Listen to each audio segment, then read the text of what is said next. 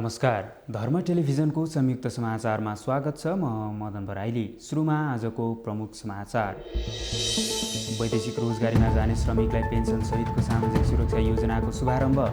वैदेशिक रोजगारीका लागि जाने युवालाई दुःख दिने काम अन्त्य भएको प्रधानमन्त्री प्रचण्डको दाबी। सामाजिक रूपान्तरणका लागि सांस्कृतिक आन्दोलनका साथै केही कानुनलाई संशोधन जरुरी रहेको प्रधानमन्त्री पुष्पकमल दाहाल प्रचण्डको भनाई। दलित समुदायमाथि हुने विभेद अन्त्य गर्नका लागि कानुनलाई कडा पार्ने र कार्यान्वयन प्रक्रियामा ध्यान दिने प्रधानमन्त्रीको प्रतिबद्धता।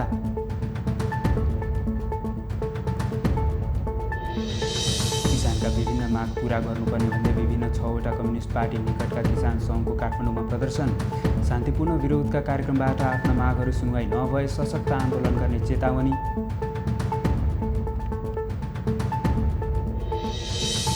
रामेछापको मन्थलीमा बागमती सांस्कृतिक सम्मेलन आयोजना हुने। सम्मेलनले बागमती प्रदेशभित्रका लोक संस्कृति र कलाको पहिचान र प्रवर्धनमा सहयोग पुग्ने विश्वास। र एआइजीमा बढुवा भएका 5 जना प्रहरी अधिकारीहरूलाई दर्जानी चिन्ह प्रदान। आगामी दिनमा संगठन प्रमुखको रूपमा प्राप्त हुने जिम्मेवारी वहन गर्नका लागि तयार रहन आइजिपी धीरज प्रताप सिंहको निर्देशन।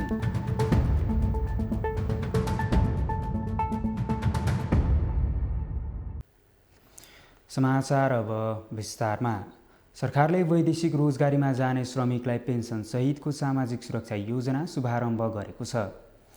बुधबार काठमाडौँमा सामाजिक सुरक्षा कोषले आयोजना गरेको कार्यक्रममा प्रधानमन्त्री पुष्पकमल दाहाल प्रचण्डले वैदेशिक रोजगारीमा रहेका श्रमिक विदेशमा स्वरोजगारमा रहेका व्यक्तिको सामाजिक सुरक्षा योजना शुभारम्भ गरेका हुन्। वैदेशिक स्वरोजगारीमा रहेका श्रमिकलाई समेत कोषमा आबद्ध गर्दै योगदानमा आधारित सामाजिक सुरक्षाको दायरा विस्तार गर्ने क्रममा उक्त कार्य शुभारम्भ गरिएको कोषले जनाएको छ। योजना सुरु भएसँगै वैदेशिक रोजगारीमा रहेका लाखौँ नेपाली श्रमिक लाभान्वित हुने प्रधानमन्त्री प्रचण्डले बताएका छन्। उनले वैदेशिक रोजगारीका लागि जाने युवालाई दुःख दिने काम अन्त्य भई सहज वातावरण बनाइएको धारणा राखे। प्रधानमन्त्री प्रचण्डले विभिन्न परिस्थिति र बाध्यताले वैदेशिक रोजगारीमा जान परेको अवस्थालाई अन्त्य गर्न सरकार प्रतिबद्ध रहेको उल्लेख गरेका छन्।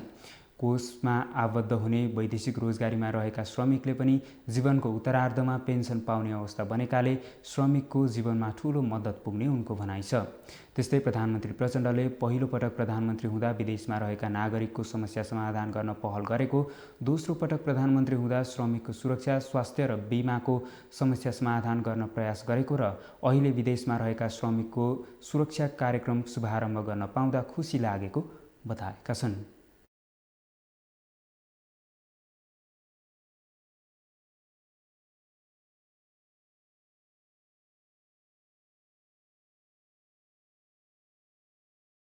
को संख्यामा युवाहरू विदेशी रहनु परेको यो अवस्थामा देशमै आन्तरिक रोजगारी सृजना गरी यो उत्पादनशील, सङ्घर्षशील र जुझारु जनशक्तिलाई देशको विकास र समृद्धिका लागि लगाउनु पर्ने चुनौती हामी सबैको अगाडि छ। अहिले परिस्थितिवश या बाध्यतावश विदेश हुनु परे पनि विदेशमा रहेका सबै नेपालीहरूप्रति हाम्रो उत्तिकै माया र उत्तिकै सद्भाव रहेको छ।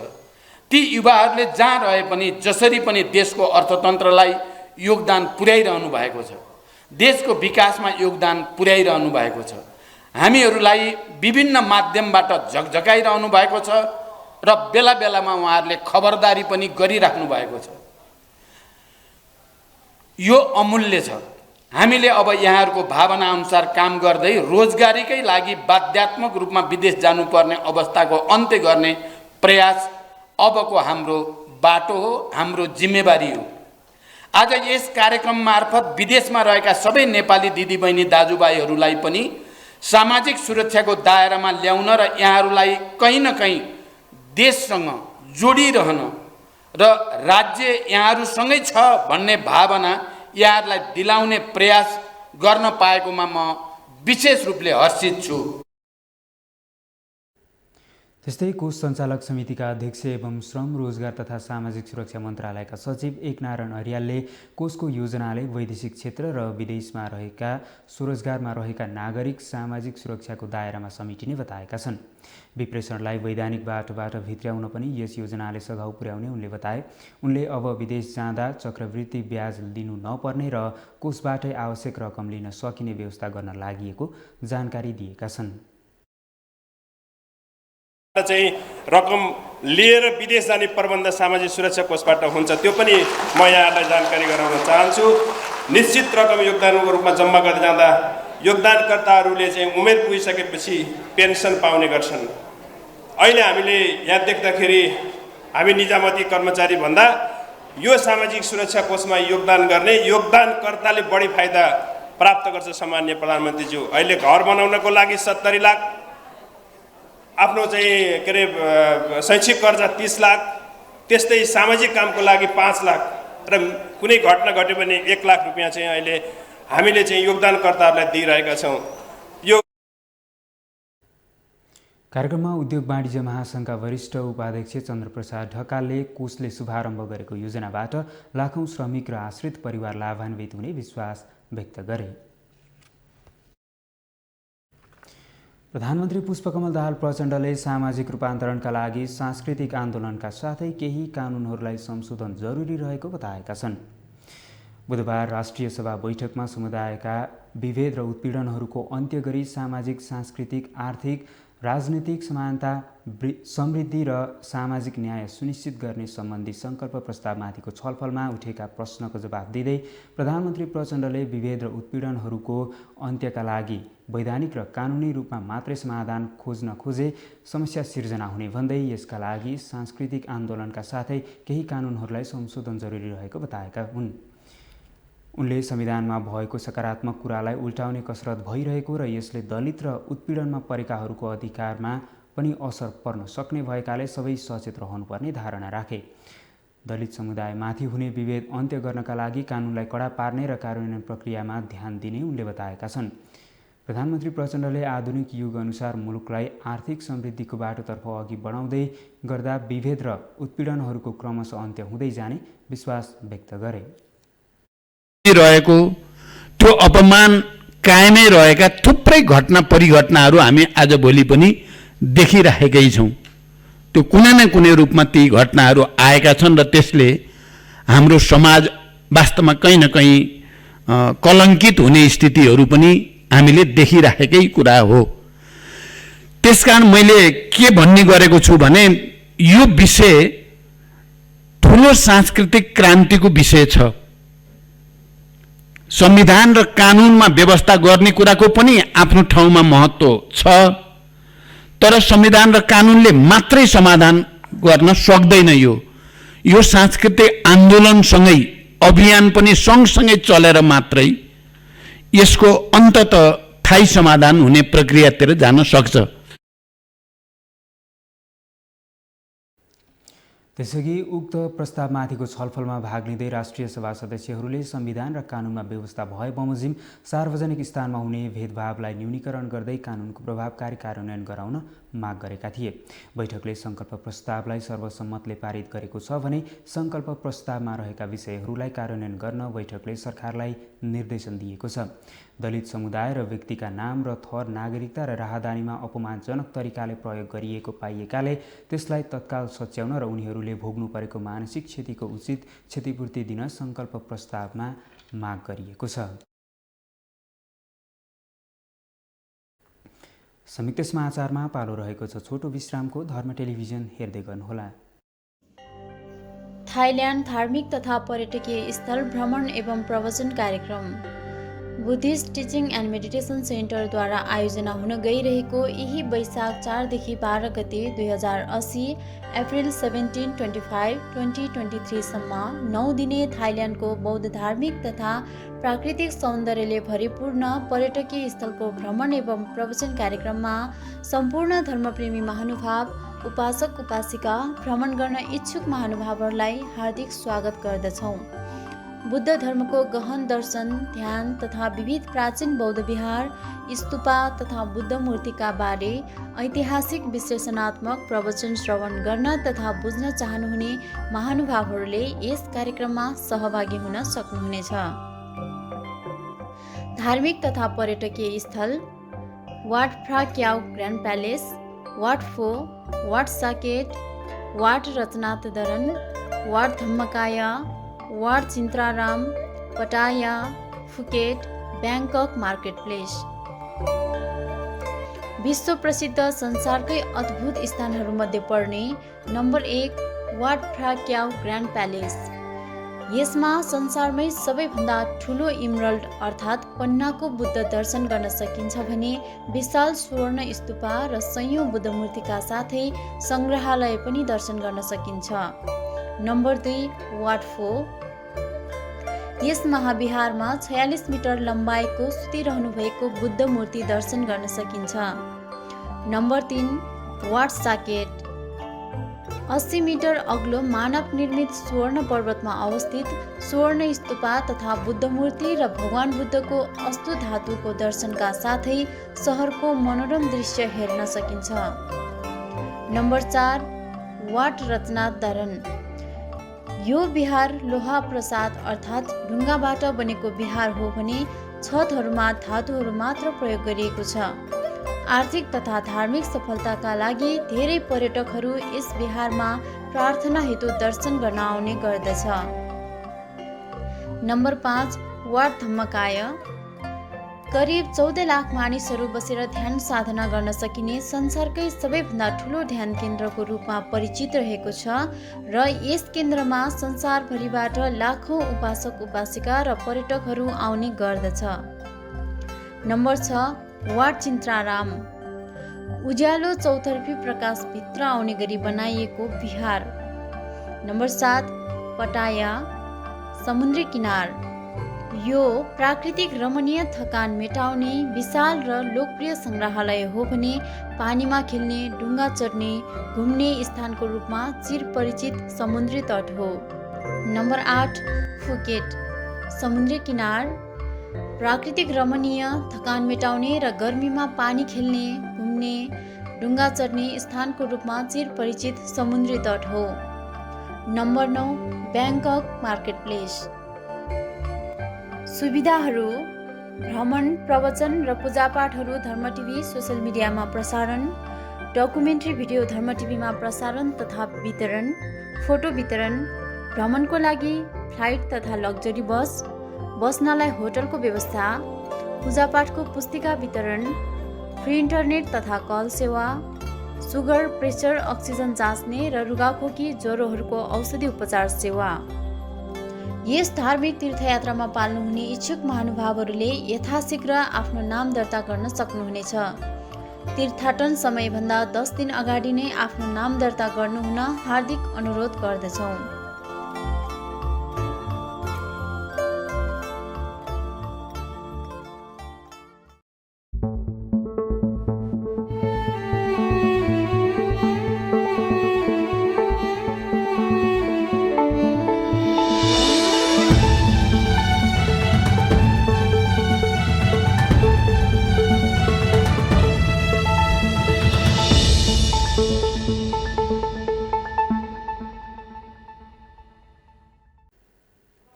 विश्रामपछि संयुक्त समाचारमा स्वागत छ।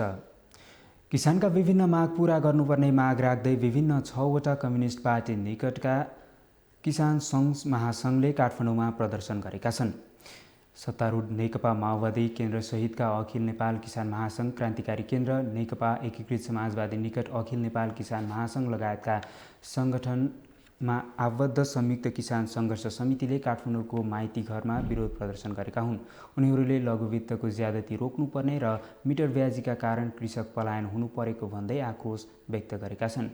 रासायनिक मलखादको समस्यालाई तत्काल समाधान गर्नुपर्ने, सरकारसँग यसअघि भएको सहमति कार्यान्वयन गर्नुपर्ने लगायतका मागका साथ राज्यलाई ध्यानाकर्षण गराउन साङ्केतिक विरोध प्रदर्शन गरेको नेकपा एस निकट अखिल नेपाल किसान सङ्गठनका अध्यक्ष बलराम बास्कोटाले बताएका छन्। राज्यवादी किसान एकता जिंदाबाद जिंदाबाद जिंदाबाद किसान विषादयुक्त खाद्यान्न आयात बन्द गर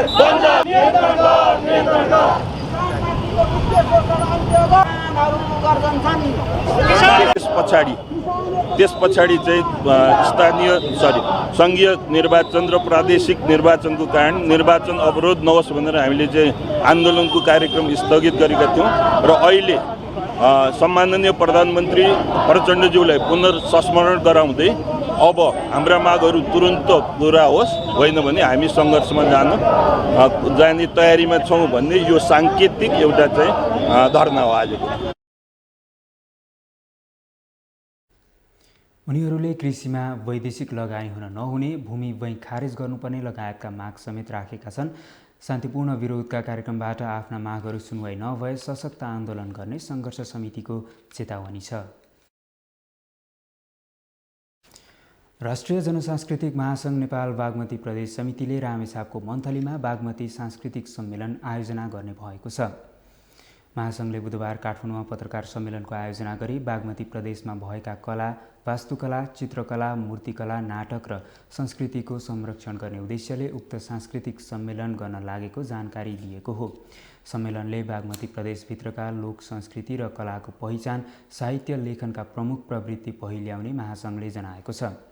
त्यस्तै प्रदेशभित्रका स्थापत्य कला, चित्रकला, मूर्तिकला, सङ्गीतकला र प्रदर्शन कलाको प्रदर्शन गर्नुका साथै मूल प्रवृत्ति पहिचान गरी बागमती प्रदेशभित्र रहेका सांस्कृतिक एवं अन्य सम्पदाको पहिचान र तिनको पर्यटन प्रवर्धनसँग सम्बन्धित विमर्शबाट नीति निर्माणमा सहयोग पुग्ने रामेछापको खाँडादेवी गाउँपालिकाका प्रमुख ज्ञानकुमार श्रेष्ठले बताएका छन्। उक्त कार्यक्रमले रामेछापको कला, साहित्य, गीत सङ्गीत लगायत समग्र क्षेत्रको विकासमा मद्दत पुग्ने उनले बताएका छन्। सुरुवाती खास गरी श्रमजीवी जनताहरूको पक्षमा आवाज उठाउनको लागि कम्युनिस्ट पार्टीकै स्थापना गर्ने र त्यो पार्टीको संस्थापक महासचिव पुष्पलालको जन्मभूमि र त्यो भूमिमा यो सांस्कृतिक सम्मेलन हुन लागिरहेको छ। र त्यही सन्दर्भमा मैले रामेछाप जिल्लाकै जनप्रतिनिधिको रूपबाट यो पत्रकार सम्मेलनमा आज यहाँको बिचमा 2 शब्द राख्न पाउँदा आफूलाई गौरवान्वित ठानेको छु। रामेछापलाई पञ्चायत कालदेखि नै सुगम जिल्ला भनिएको थियो। चित्रमा हेर्दा एउटा हलो आकारको अत्यन्तै विकट छ। कोशीको कुरा गर्दा यता सुनकोशी, बिचमा तामाकोशी अनि उत्तरपट्टिबाट लिखु नदी, 3वटा नदीले यसलाई घेरेको छ। त्यस्तै नेकपा एमालेका जनसांस्कृतिक महासङ्घ नेपालको इन्चार्ज माधव प्रधानले सो क्षेत्रमा रहेका लोक संस्कृति, कला, लेखन, मूर्तिकला लगायत समग्र सम्भावनाको पहिचान गर्ने उद्देश्य रहेको बताएका छन्। नेकपा एमाले निकट विदेशबाट फर्किएका नेपालीहरूको सङ्गठन रिटर्नी फेडरेसन नेपालको प्रथम राष्ट्रिय महाधिवेशन चैत 11 देखि काठमाडौँमा सुरु हुने भएको छ। सङ्गठनले बुधबार काठमाडौँमा पत्रकार सम्मेलन गर्दै चैत 11 र 12 गते राष्ट्रिय महाधिवेशन हुने र महाधिवेशनको एमाले अध्यक्ष केपी शर्मा ओलीले उद्घाटन गर्ने जानकारी दिएको हो। महाधिवेशनले नेतृत्व चयन गर्ने जनाइएको छ। पत्रकार सम्मेलनमा रिटर्नी फेडरेसन नेपालका अध्यक्ष चन्द्रबहादुर रोकायाले वैदेशिक रोजगारी, अध्ययन तथा व्यवसाय गरी फर्केकाहरूको सहभागितामा हुने महाधिवेशनले आवश्यक नीति बनाउने जानकारी दिएका छन्। उनले विदेशबाट फर्किएका नेपालीहरूको तथ्याङ्क सरकारले राख्नुपर्ने र सिपयुक्त युवाहरूलाई राष्ट्र निर्माणका साथै उद्यमशीलतामा परिचालन गर्नुपर्ने बताएका छन्।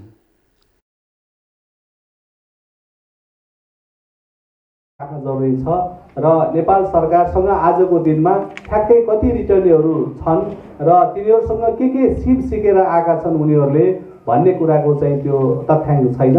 जबसम्म हामीसँग एउटा वास्तविक तथ्याङ्क चाहिँ हुँदैन तबसम्म हामीले सही नीति निर्माण गर्न सक्दैनौँ। त्यसैले गर्दाखेरि हामीले जब 753 पालिकामा र वडासम्म हाम्रो सङ्गठन निर्माण भइसकेपछि हाम्रो क्यापासिटीबाट, सङ्गठनको क्यापासिटीबाट, इनिसिएटिभमा र नेपाल सरकारसँग पनि यसमा सहकार्य गरेर रिटर्नीहरूको एउटा डाटा ब्याङ्क बनाउनको लागि पनि हामीले चाहिँ पहल गर्ने भन्ने चाहिँ छ र अहिलेसम्म रिटर्निङको ठ्याक्कै सो डाटा छैन र हाम्रो त्यो एउटा मुख्य उद्देश्यमा र उसमा जिम्मेवारीमा हामीले त्यसलाई राखेको कुरा म यहाँहरूलाई चाहिँ अवगत गराउन चाहन्छु। आम युवाहरूलाई उद्यम गर्न प्रेरित गर्नका लागि सङ्गठनले काम गरिरहेको उनले जानकारी दिएका छन्। संयुक्त समाचारमा पुनः पालो रहेको छ छोटो विश्रामको। धर्म टेलिभिजन हेर्दै गर्नुहोला। थाइल्यान्ड धार्मिक तथा पर्यटकीय स्थल भ्रमण एवं प्रवचन कार्यक्रम बुद्धिस्ट टिचिङ एन्ड मेडिटेसन सेन्टरद्वारा आयोजना हुन गइरहेको यही वैशाख 4 देखि 12 गते 2080 अप्रिल 17-25-2023 सम्म 9 दिने थाइल्यान्डको बौद्ध धार्मिक तथा प्राकृतिक सौन्दर्यले भरिपूर्ण पर्यटकीय स्थलको भ्रमण एवं प्रवचन कार्यक्रममा सम्पूर्ण धर्मप्रेमी महानुभाव, उपासक उपासिका, भ्रमण गर्न इच्छुक महानुभावहरूलाई हार्दिक स्वागत गर्दछौँ। बुद्ध धर्मको गहन दर्शन, ध्यान तथा विविध प्राचीन बौद्ध विहार, स्तूपा तथा बुद्ध मूर्तिका बारे ऐतिहासिक विश्लेषणात्मक प्रवचन श्रवण गर्न तथा बुझ्न चाहनुहुने महानुभावहरूले यस कार्यक्रममा सहभागी हुन सक्नुहुनेछ। धार्मिक तथा पर्यटकीय स्थल Wat Phra Kaew Grand Palace, Wat Pho, Wat Saket, Wat Ratchanatdaram, Wat Dhammakaya, Wat चिन्त्राराम, Pattaya, Phuket, Bangkok market place. विश्व प्रसिद्ध संसारकै अद्भुत स्थानहरूमध्ये पर्ने number 1 what Phra Kaew Grand palace. यसमा संसारमै सबैभन्दा ठुलो इमरल्ड अर्थात् पन्नाको बुद्ध दर्शन गर्न सकिन्छ भने विशाल स्वर्ण स्तूपा र सयौं बुद्ध मूर्तिका साथै सङ्ग्रहालय पनि दर्शन गर्न सकिन्छ। नम्बर 2 वाट फो। यस महाविहारमा 46 मिटर लम्बाइको सुतिरहनु भएको बुद्ध मूर्ति दर्शन गर्न सकिन्छ। Number 3 what socket.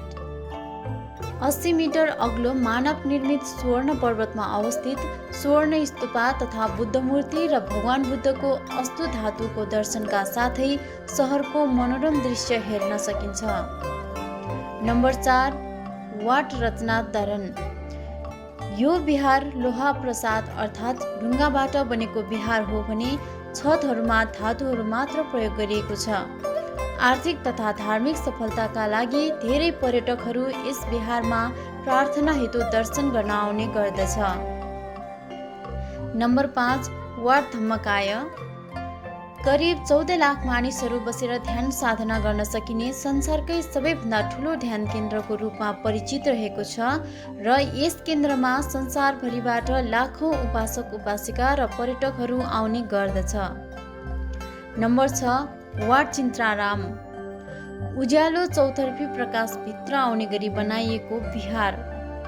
नम्बर 7 पटाया, समुद्री किनार। यो प्राकृतिक रमणीय थकान मेटाउने विशाल र लोकप्रिय सङ्ग्रहालय हो भने पानीमा खेल्ने, डुङ्गा चढ्ने, घुम्ने स्थानको रूपमा चिरपरिचित समुद्री तट हो। नम्बर 8 फुकेट, समुद्री किनार। प्राकृतिक रमणीय, थकान मेटाउने र गर्मीमा पानी खेल्ने, घुम्ने, डुङ्गा चढ्ने स्थानको रूपमा चिरपरिचित समुद्री तट हो। Number 9 Bangkok market place. सुविधाहरू: भ्रमण, प्रवचन र पूजापाठहरू धर्म टिभी सोसियल मिडियामा प्रसारण, डकुमेन्ट्री भिडियो धर्म टिभीमा प्रसारण तथा वितरण, फोटो वितरण, भ्रमणको लागि फ्लाइट तथा लग्जरी बस, बस्नलाई होटलको व्यवस्था, पूजापाठको पुस्तिका वितरण, फ्री इन्टरनेट तथा कल सेवा, सुगर, प्रेसर, अक्सिजन जाँच्ने र रुगाखोकी, ज्वरोहरूको औषधि उपचार सेवा। यस धार्मिक तीर्थयात्रामा पाल्नुहुने इच्छुक महानुभावहरूले यथाशीघ्र आफ्नो नाम दर्ता गर्न सक्नुहुनेछ। तीर्थाटन समयभन्दा 10 दिन अगाडि नै आफ्नो नाम दर्ता गर्नुहुन हार्दिक अनुरोध गर्दछौँ।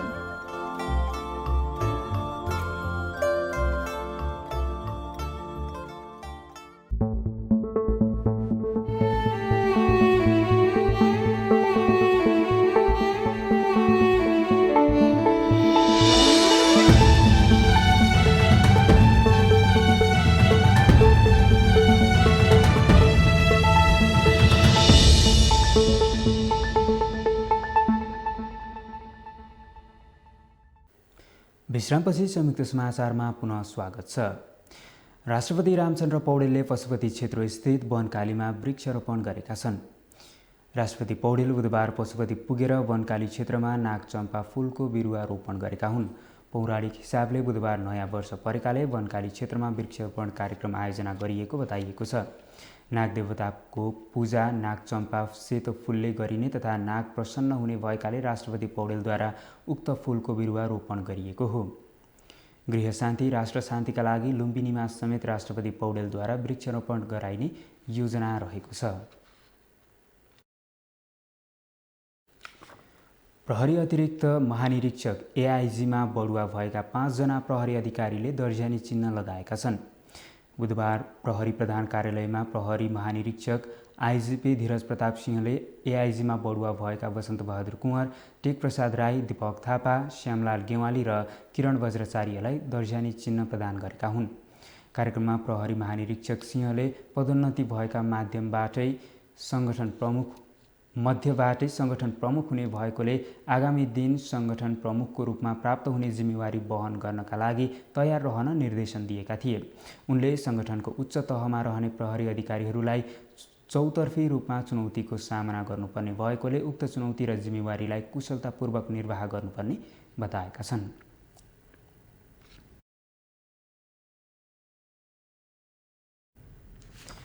नेवार समुदायले पाहाचरे जात्रा अन्तर्गत बुधबार काठमाडौँको असन जात्रा धुमधामका साथ मनाएको छन्। हरेक वर्ष घोडी जात्राको भोलिपल्ट 3 अजिमा अर्थात् भद्रकाली अजिमा, कङ्केश्वरी अजिमा र टेबहाल अजिमालाई आआफ्नो ठाउँबाट बाजागाजा सहितको टोलीले खट जात्रा गरी असन पुर्याएर जात्रा मनाउने परम्परा छ। 3 ठाउँबाट आएका अजिमा असनमा भेला गराई एक आपसमा 3 फन्को घुमाई एक अर्कालाई आदर सम्मान गरी आगो चिलाक साटासाट गरिन्छ।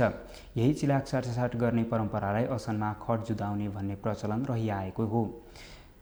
खट असन चोक पुगेपछि घर घरबाट चामलको रोटी अर्थात् चटामरी फाल्ने गरिन्छ, जसलाई प्रसादको रूपमा लिइन्छ। यसरी फालिएको चटामरी फेला पार्नेलाई शुभ हुने जनविश्वास रहिआएको छ। असनमा चिलाक साटासाट गरेपछि 3 वटै अजिमा आआफ्नो स्थानमा लगिन्छ र यस दिन काठमाडौँको भित्री सहरमा परिक्रमा गरी यो जात्रा मनाउने गरिन्छ। यसै अवसरमा काठमाडौँका विभिन्न स्थानमा अन्य देवीदेवताको खट जात्रा गरी पाहाचरे पर्व मनाउने चलन छ।